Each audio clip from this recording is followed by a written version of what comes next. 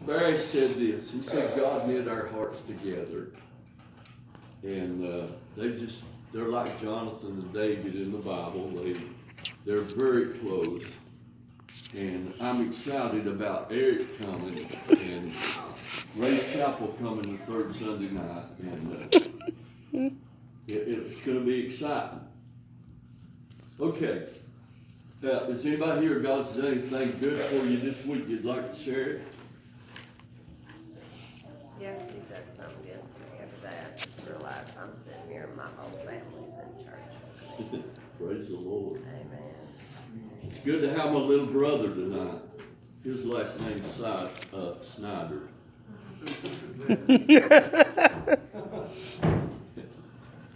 We got different last names, but that don't matter. Anybody else? God's done something for you and you'd like to share it? A few people in the church know what I went through here a while back, and that took a change today for the good. I got a phone call and it took a big change for the good, so it made me feel good. And I know a lot of them just prayed over that.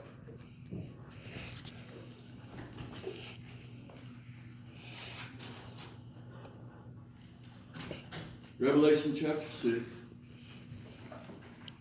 And I saw when the Lamb opened one of the seals, and I heard as it were the noise of thunder, verse 1, one of the four beasts saying, Come and see. And I saw, and behold, a white horse, and he that sat on him had a bow, and a crown was given unto him.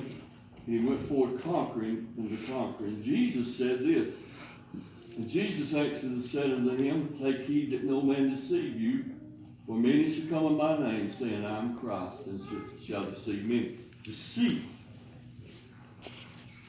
is going to be prevalent when the 7 years start. First thing that walks across the stage of history is deceit. The Antichrist on the white horse, deceiving people with false peace. Amen. Paul said it this way. He said that they cannot come unless they're coming to falling away first, and that man of sin be revealed, the son of perdition, damnation.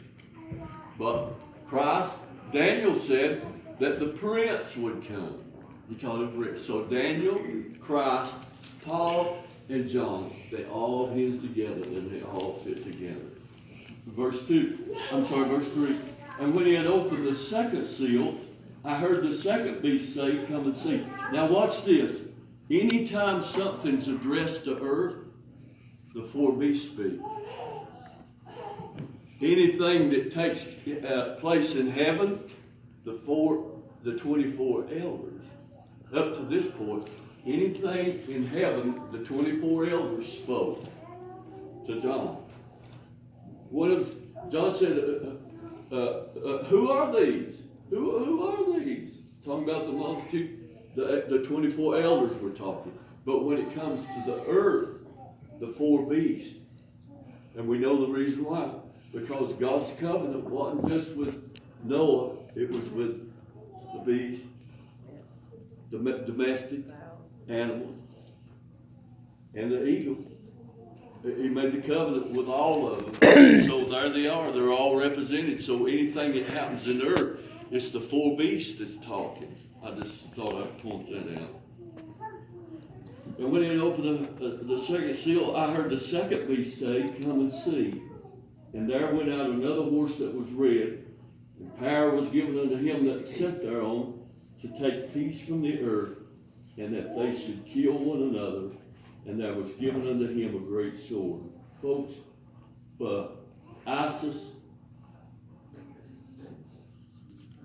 Columbine, Florida, we're not far from that without this rider.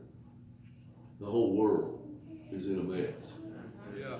And you can see how we're moving toward that every day. Just watch the news and people just killing for the fun of it. Beastly, animal, cruel. Okay, now that gets us up to tonight. Well, let me read what Christ said. And you shall hear of wars and rumors of wars, see that you be not troubled, for all these things must come to pass, but the end is not yet. That's in Matthew 6. For nation shall rise against nation, and kingdom against kingdom. Now, we're to the third seal. And when he had opened the third seal, I heard the third beast say, Come and see. And I beheld, and lo, a black horse. And he that sat on him had a pair of balances in his hand. And I heard a voice in the midst of the four beasts saying, now look this, a voice in the midst of the four beasts saying, a measure of wheat for a penny, and 3 measures of barley for a penny, and see thou hurt not the oil and the wine. Christ said, Matthew 24:7, and there shall be famines.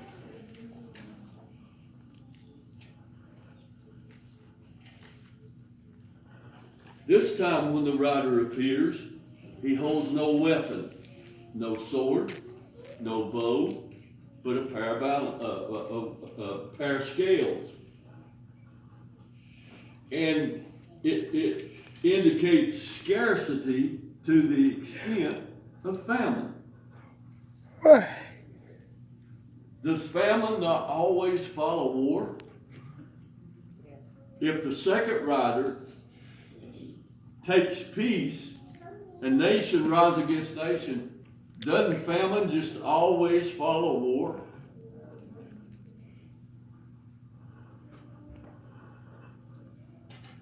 Black follows red. Famine follows war. And there shall be famines. In metrology, metrology, is that, am I pronouncing that correctly? Metrology? Crystal, is that right? Sounds good. Metrology is the science of weight and measures. There are linear measures, measures of capacity, measures of weight, measures of value or money.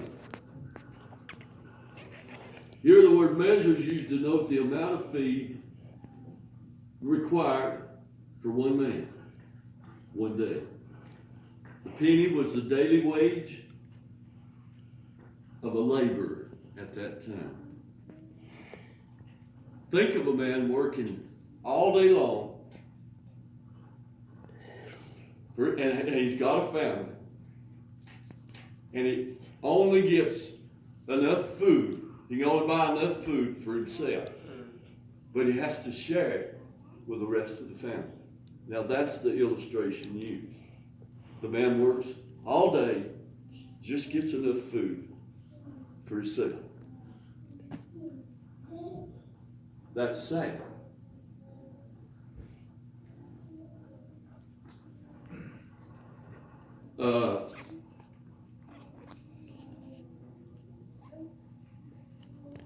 We have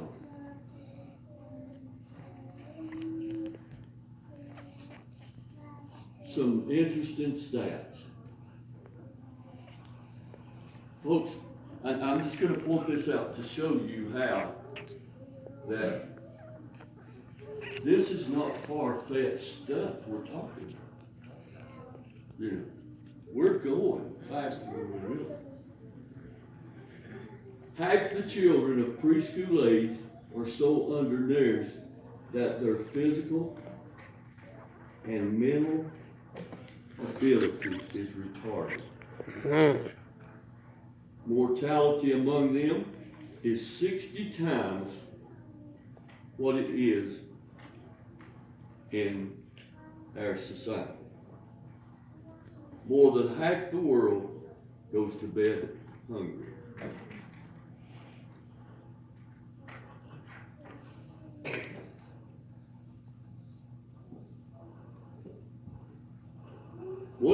One researcher estimated that 15% of all edible food in the United States ends up in garbage.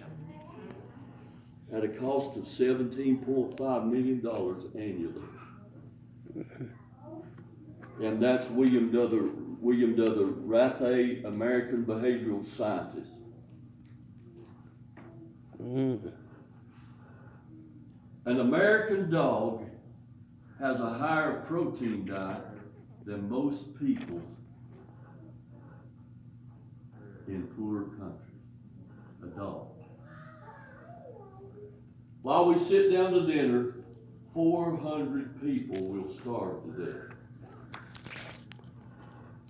Each dome finds 203,000 additional mouths to feed. Each year, 70 million more. That's the net increase of birth over deaths.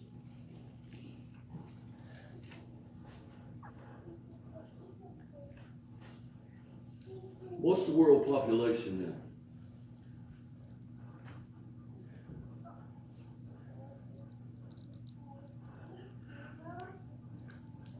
Do you know where the increase in the population comes from? Most of it, undernourished, poor countries.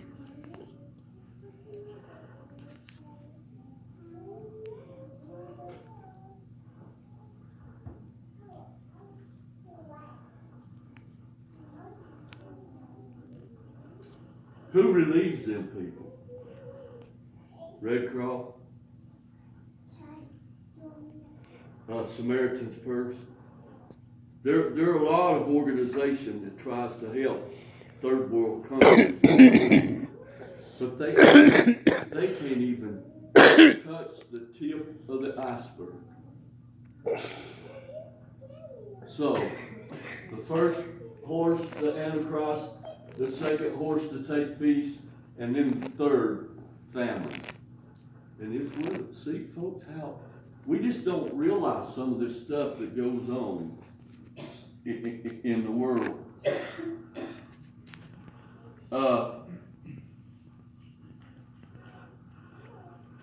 Look at this stat. In places like Africa and Himalaya foothills, listen to this, there's an annual loss of enough trees to cover half the state of California. The commercial exploitation of the Amazon rainforest has had a disastrous ecological result. As trees are cut down, the ground becomes more arid and the topsoil is lost. Ecologists predict the extinction of 2 million species of plants and animals in the next 2 decades alone, including rare plants needed for creating blight and pest-resistant hybrids.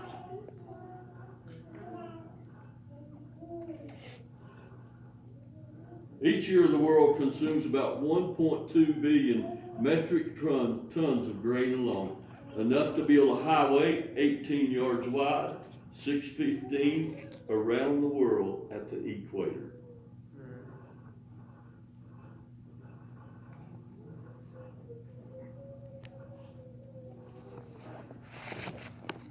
It's happened before. It's happening now. And it would get worse. Imagine when the black horse appears after first peace, and then peace taken, nation rising against nation, and worldwide famine. If there's that many people starving now, think of them.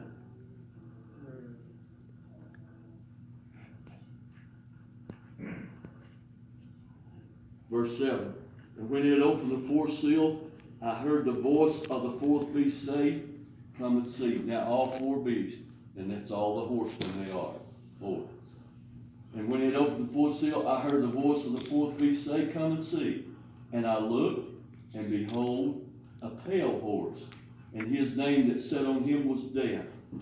And hell followed with him, and power was given unto them over the 4th part of the earth to kill with a sword, and with hunger, and with death, and with the beast of the field. A fourth part of the world. Christ said, somebody read Matthew 24, 7 and 8.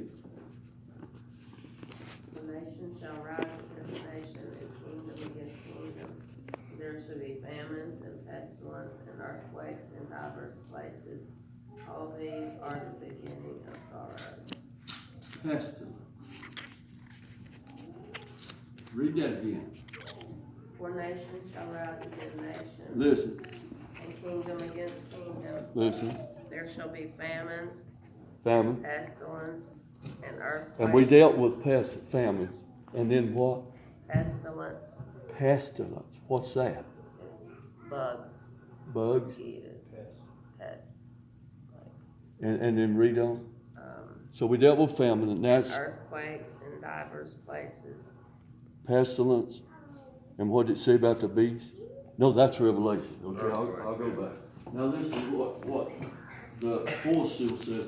And I looked, and behold, a pale horse, and his name that sat on him was Death.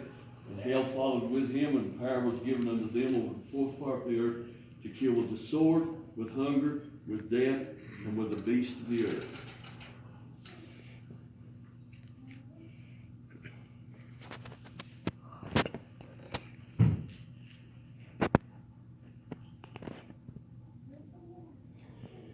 $20 million people died with the influenza epidemic.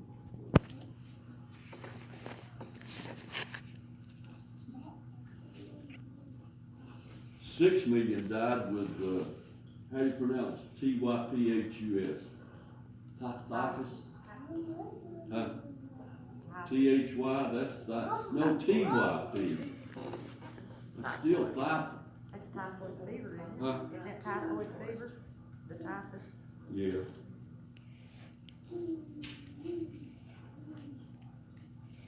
Now, let that sink in. 20 million and 6 million. Think about how many people just in one outbreak Think of the Zika virus. that died. But think of what's going to happen then. A fourth part.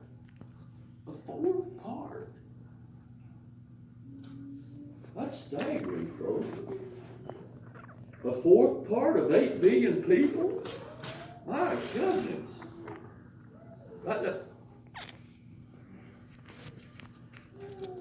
Prominent medical men warn that antibiotics, when used in routine frequency, may defeat their germ-killing purpose.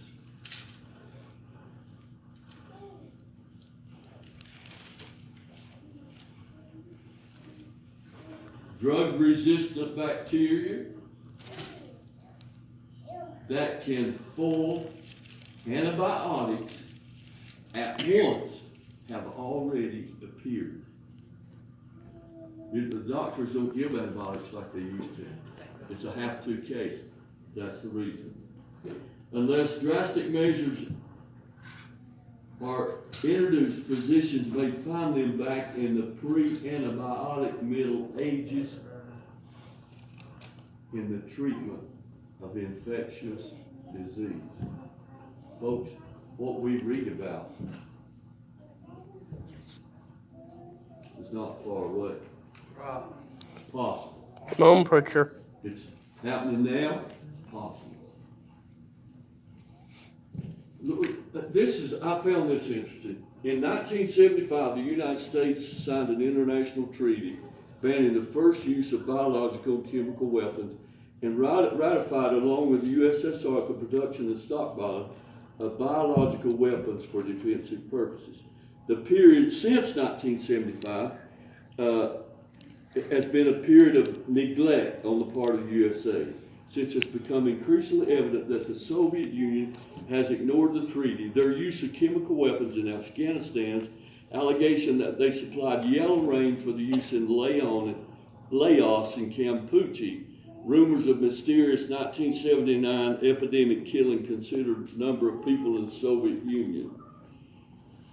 The U.S. Army has probably proceeded with plans on its own, including a sophisticated biological laboratory in Utah. One goal is to test defenses against aerosols containing deadly organisms, including thorax, to be behind the disaster in the Soviet Union. To use against microbe for the spreading of the plague.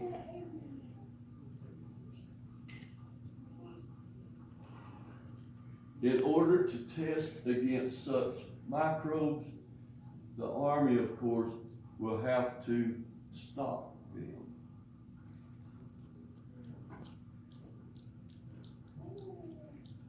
Nerve gas. A few drops of the most potent nerve poison in the U.S. arsenal can kill just by being brushed on the skin. Deadly stuff could kill 1 million people. One form of the nerve poison spread in the mist forms sticks to everything it touches. It can penetrate clothing and skin. Unprotected people can pick up a lethal dose later just by touching a contaminated object. The shadow of the fourth rider, we already see it. We can see it intensifying and leading up to that. What about beasts? We've looked at famines and pestilence. What does the Bible call beast?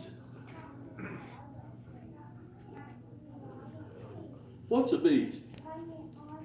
Anything up there, right? It doesn't say little beast or big beast, does it?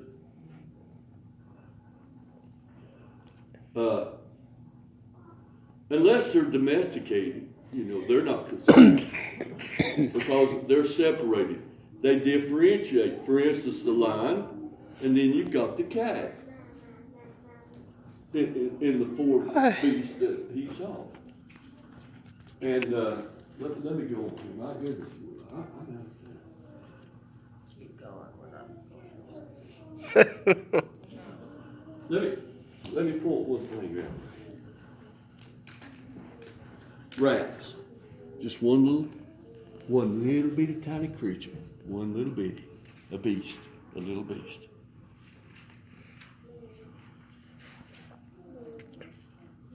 If 95% of the rat population is exterminated in a given area, the rat population will replace itself in a year. A year. It's killed more people than all the wars of history. Makes its home wherever man's found. Rats carry many different diseases. Their fleas carry bubonic. Say it. Blue. Say it again. Bubonic. Blue or blue? Boo. I think it's bubonic.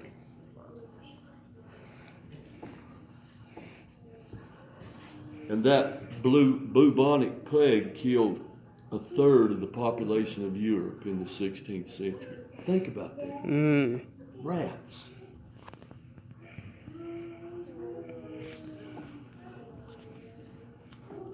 So, the unleashing of the fourth seal, pestilence on the earth, sword, and the beast. I mean, just think. I just used one little example, one tiny little thing like a rat. Think of all the beasts there are out there. A fourth.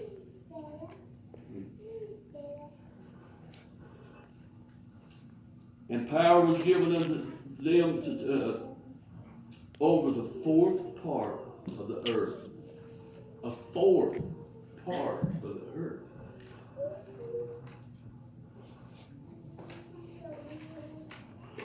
Folks, I'm here while this is going on. Aren't you? Praise the Lord. Praise the Lord. And it just gets worse. You know, what we were introduced to the Antichrist in the first seal, but then when we go on into Revelation, man, we really get into what he really does. It begins to, you'll be able to put the whole picture together as we go on. We can go more in depth on him. All right, let's stand.